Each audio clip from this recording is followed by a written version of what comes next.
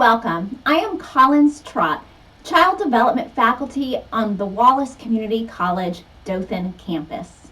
In this episode, we are going to be learning about supporting quality curriculum. Directors are the educational leaders and curriculum advisors for their programs. They use quality research techniques to adopt curriculum that is developmentally appropriate for their use. The list of curriculum indicators given allows a director and staff to choose the best possible choice for their program. Best practices are used when deciding the direction to go. The inclusion of intentional teaching and introducing the emergent curriculum has to be considered with a total curriculum process. Another major topic to be considered is the role of technology in the early childhood education as part of the curriculum plan. So join me, Ms. Trott, as we learn all about supporting quality curriculum.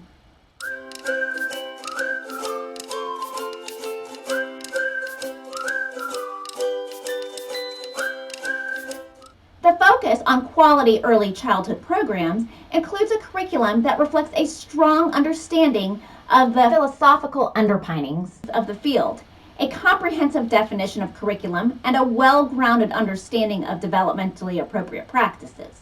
Taking the time to discuss how teachers' beliefs align with the center's mission, vision, and purpose of the center will ensure that the curriculum will be cohesive and reflect the program's mission.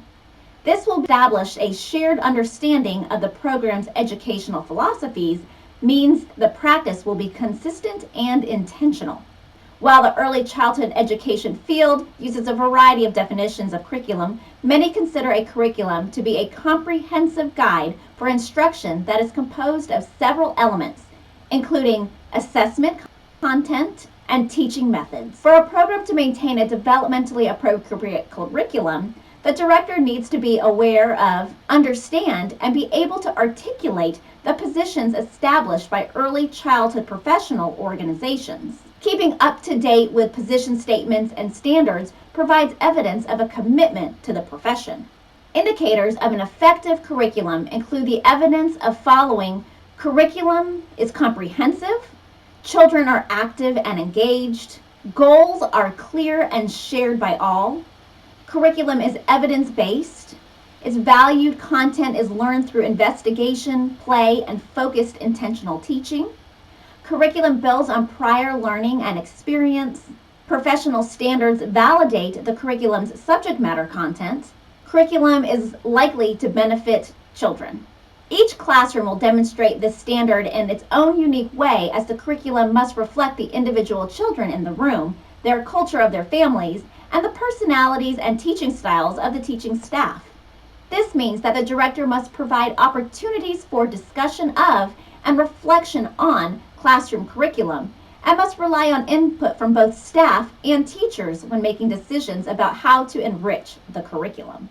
As the educational leader of an early childhood program, the director must be able to provide valuable and informed feedback that reflects an understanding of what developmentally appropriate and quality practice for young children look like. Results from standardized assessment tools can serve as impartial data that can inform teaching goals. In addition to relying on formal tools, directors also need to consider the following as clues to quality as they are observing their staff and looking for feedback. The first is the curriculum child-centered. Child-centered practice has been synonymous with quality for early childhood professionals. However, it's a concept that is not clearly understood among all early childhood professionals. In a child-centered classroom, the director should note the classroom's emotional climate, as children whose needs are not being met often become disengaged, emotionally distraught, and/or become disruptive.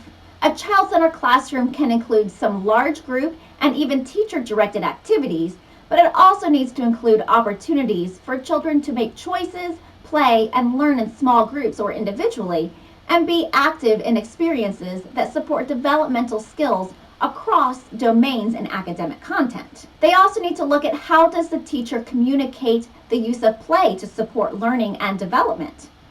Early childhood educators typically understand the importance of play as a vehicle for learning in young children. Directors should find ways to help teachers articulate their practice so that the information flows becomes automatic part of what teachers do. allowing others to understand that the learning that is occurring in the classroom is happening through play. How does the teacher plan to integrate curriculum? While the NAEYC identifies an integrated curriculum as a preferred practice, many early childhood professionals struggle with how to plan connected and meaningful experiences for young children.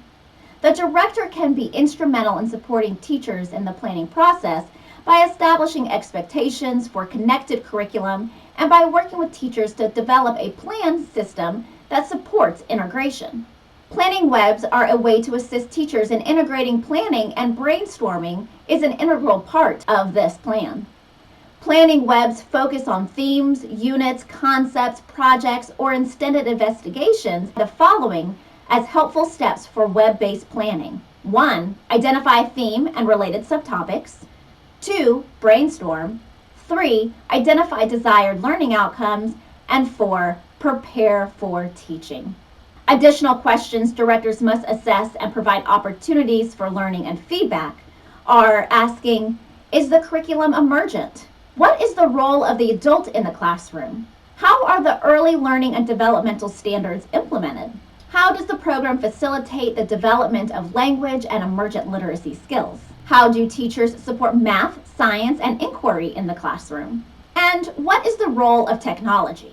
Create an environment where teachers use information from policies, position statements, and research reports to inform their practice requires structure that supports intentional teaching. Intentional teaching means teachers act with specific outcomes or goals in mind for children's development and learning. Intentional teaching requires that teaching teams have time for reflection and planning, and that assessment is an integral part of instructional decision making. Directors can establish ground rules that support a climate where it is safe to express opinions in respectful ways. They will need to be creative in how they develop a center schedule, so time exists for teachers to plan as a team. The program should have an established assessment system with the expectations that documentation will be collected, recorded, and used to make instructional decisions, track the progress of individual children, and inform program evaluation. Indicators of effective assessment strategy systems include the following: ethical principle guide assessment practices, assessment instruments are used for their intended purposes, assessments are appropriate for ages and other characteristics of children being assessed, assessment instruments are in compliance with professional criteria for quality, what is assessed is developmentally and educationally significant, assessments use multiple sources of evidence gathered over time, the use of individually administered norm-referenced tests is limited, assessment evidence is used to understand and improve learning, assessment evidence is gathered from realistic settings and situations that reflect children's actual performance, screening is always linked to follow-up, and staff and families are knowledgeable about the assessments. Early childhood educators agree that an emergent play-based, child-directed, and constructivist approach is the preferred practice. However, children experience moderate to serious problems in making successful transitions into kindergarten. There is often a poor fit between the skills incoming kindergartners have and the expectations of their teachers. Additionally, there has been no common definition of kindergarten readiness, meaning that preschool teachers are often preparing children to meet standards that vary greatly from school district to school district, from school to school, and in some instances, from teachers to other teachers. Directors of programs for young children need to understand their role in the system and act accordingly. Looking for opportunities to reach out to the kindergarten teachers and principals of the schools that receive children from your child care center is important for a successful transition into kindergarten. Alabama has recently developed something called the ACELS, and this is a quality control guideline to take us from birth all the way to when we get into kindergarten, so that will help us. Now let's review what we've learned. The role of the director as the educational leader and curriculum mentor in the program is an important one. One important component of this role includes a sound knowledge of the research that informs quality curriculum. There are a series of considerations that directors may find helpful when preparing staff feedback and how directors can support intentional teaching and enhancing a seamless system for children ages birth through grade 3. To be able to support quality curriculum, a director must be able to do the following. 1. Identify quality curriculum. 2. Establish opportunities for teacher feedback, support, and intervention. 3. Support intentional teaching. And number 4, support a seamless birth through age 8 system. That wraps us up for this episode. You can learn more about this topic by reviewing the resources posted in your course. As always, if you have any questions, please contact your instructor. Thank you for joining me, Miss Trott, as we learned all about supporting quality curriculum. See you next time.